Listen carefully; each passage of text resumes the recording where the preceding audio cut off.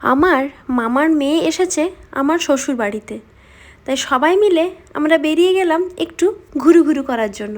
ঘুরবো আর কি, রাস্তায় বেরোলেই এনার গান শুরু হয়ে যায়। অগত্যায় আমাদের সহ্য করা ছাড়া আর কোনো উপায় আমাদের থাকে না।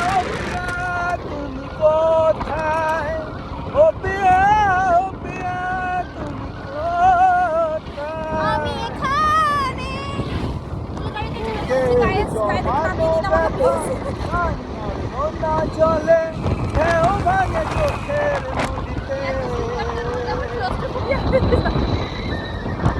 অন্যের হাত ধরে চলে গেছো দূরে,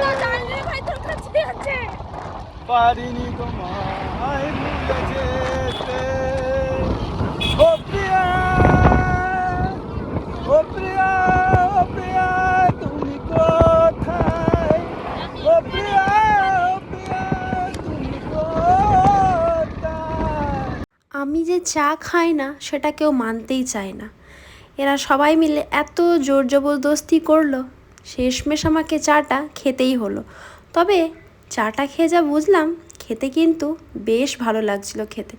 তবে পুরো চাটা খাইনি, যাই হোক খেতে ভালো করেছিল চাটা। চাপে পড়লে অনেক কিছুই করতে হয় গাইজ, বুঝতেই পারছো। আর ঘুরতে বেরিয়ে শপিং করব না এটা হয় না, কিছু না কিছু তো কিনবই। তাই ঢু মারলাম একবার স্মার্ট বাজারে। আর স্মার্ট বাজার ঢোকা মানে টুকিটাকি জিনিসপত্র নেওয়া। সত্যি কথা বলতে আমাদের থেকে বেশি জিনিস হয়েছিল আমার ছোট্ট আদিরার জন্য।